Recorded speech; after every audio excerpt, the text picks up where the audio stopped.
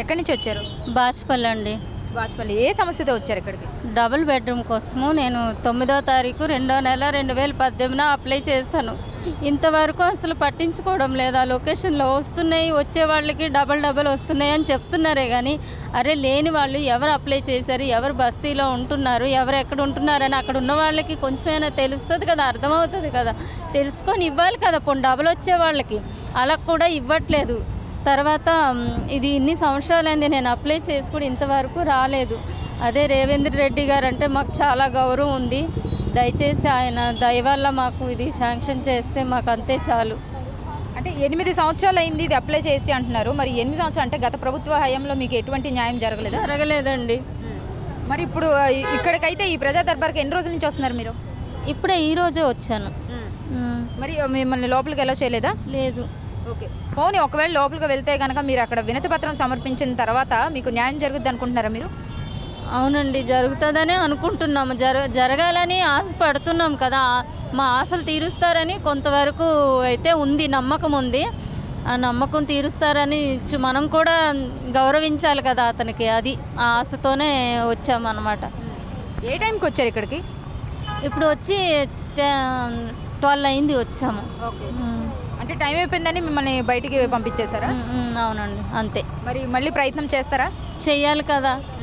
అది ఓకే, మీకు న్యాయం జరుగుద్ది అయితే నమ్మకం. పేరమ్మా? జయ కమసలిగా. ఎక్కడి నుంచి వస్తున్నారు? శివరాంపల్లి నుండి. ఏ సమస్యతో వచ్చారు ఇక్కడికి? ఇల్లు మా కబ్జా ఉంది. 2005లో 1,05,000 రూపాయలు కట్టిన ఇక్కడ డీడీలు ఉన్నాయి. ఇల్లు కాల్ చేస్తలేరు మేడం. 2005లో కట్టిన పైసలు 1,05,000 9 తులాల బంగారం అమ్మి కట్టినాం. వాళ్ళు మొండికి వాడి అట్లే కరోనా టైంలో ఎవరో చెప్పిండ్రట. వాళ్ళు చెప్తే అట్లే మొండుకున్నారు. అదే కొత్త సీఎం వచ్చిండు కదా, ఆ సార్ను కలిస్తే ఏమైనా హెల్ప్ చేస్తాడు, కలెక్టర్కి చెప్తాడని వచ్చిన. కలిసారా మరి సీఎంని? సీఎం లోపల ఉన్నాడు కదా, బయట వాళ్ళకి చెప్తే రాసి ఇచ్చిన. రాస్తే ఫామ్స్ తీసుకున్నాడు, దీంట్లో ఉన్న మొత్తం రాసుకున్నాడు, తీసుకున్నాడు మేడం. అంటే సీఎంని డైరెక్ట్ కలవనివ్వకుండా బయట ఎవరైతే ఉన్నారో వాళ్ళు మీ వినతి పత్రం పోనిస్తలేరు కదా, బయట ఉన్న వాళ్ళే మేము పంపిస్తాం, కలెక్టర్కి పంపిస్తాం. ఆ ద్వారా మీరు మీ ఇల్లు మీరు కాల్ చేపిస్తాం అన్నారు. న్యాయం జరుగుద్ది అనుకుంటున్నారా మీరు? ఏమో అంత న్యాయం అంటే మేము డబ్బులు కట్టినాం కదా, న్యాయం ఎందుకు జరుగుతుంది, ఎందుకు జరగదు? పైగా ఈకలం కింద వచ్చిన ఇల్లు, అది కిందనే వచ్చింది గ్రౌండ్ ఫ్లోర్లో. న్యాయం కంపల్సరీ జరుగుతుంది అని అది దేవుని దయ వల్ల మొన్న తిరుపతి కూడా వచ్చినాము. గత ప్రభుత్వ హయాంలో మీ వినతి పత్రం ఎవరికైనా ఇవ్వడం జరిగిందా? ఎందుకంటే ఇంతకుముందు ప్రభుత్వం ఉంది కదా, ఆ ప్రభుత్వం ఉన్నప్పుడు మీ వినతి పత్రం ఎవరికైనా ఇచ్చారా ఇంతకు ముందు? లేదు, నా పేరు వినే ఉంది. ఇల్లు ఎక్కడ లేదు, కానీ కబ్జాలు ఉన్నారు. ఇప్పుడు అంటే రాజశేఖర రెడ్డిగా కట్టించినప్పుడు సెక్షన్ ఇది. అయితే లక్ష్యం కూడా కానీ వచ్చింది, ఆడ నాకు జాగ లేదని ఇక్కడ కట్టించారు.